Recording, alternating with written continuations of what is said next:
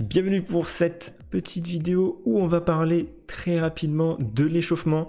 Qu'est-ce qu'il faut faire pour s'échauffer correctement, pour être meilleur, parce que on le sait très bien, quand on s'échauffe pas la plupart du temps et qu'on part en ranqued directement, ça se passe très mal, ça se passe plutôt même très mal.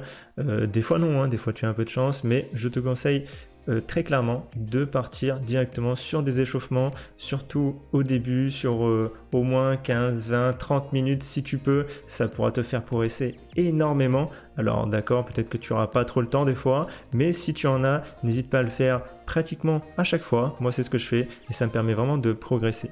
Donc comme tu le vois, je suis en free play et ce que je fais pour commencer, c'est que je vais simplement toucher un maximum de balles.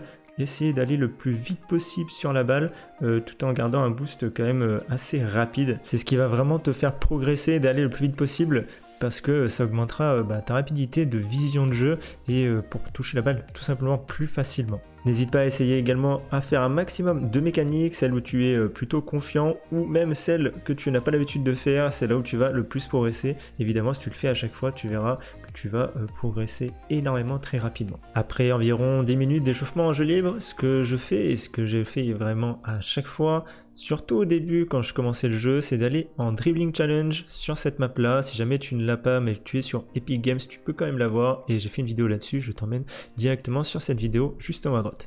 Ce que je fais, c'est que je touche un maximum de balles au sol. Quand tu as un peu plus l'habitude, tu peux partir un peu plus dans les airs, etc. Mais ce que je te conseille, c'est juste de rester au sol, de dribbler et pas forcément de flic, surtout au début si tu n'as pas du tout l'habitude, juste de garder un petit peu la balle sur toi, de comprendre où c'est que est la balle par rapport à ta voiture et comment gérer la transition de la balle sur la droite, sur la gauche, etc. Voilà, tout simplement. Après le dribbling challenge, je vais directement dans entraînement personnalisé et je vais sur noob grand champion progression. Je te laisse le code, tu as juste à checker le code aussi, je le mettrai directement dans la description si tu veux y aller. Ça permet d'avoir des balles plus ou moins faciles au début, puis plus ça avance, plus elles sont difficiles. Ça peut être des passes backboard, ça peut être des balles simplement qui viennent sur toi, ou également marche arrière comme tu vas voir.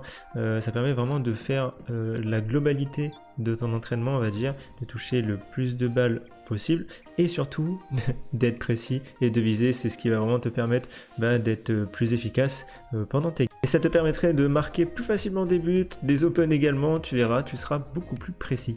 Pour finir, on se retrouve encore une fois en jeu libre, pareil pour 5-10 minutes, pas plus, histoire de vraiment un petit peu bosser les petites mécaniques, le air dribble surtout, pour ceux qui galèrent un petit peu, n'hésitez pas à faire un maximum de air dribble pour vous entraîner tout simplement. Vaut mieux le faire en jeu libre si vous n'avez pas l'habitude que de le faire pendant un match et de ne pas réussir à ramener la balle vers le but tout simplement. Donc faites-en un maximum d'air dribble, juste rapprochez la balle un maximum de la voiture et essayez d'aller jusqu'au but. Pas forcément besoin de tourner dans tous les sens comme vous voyez là.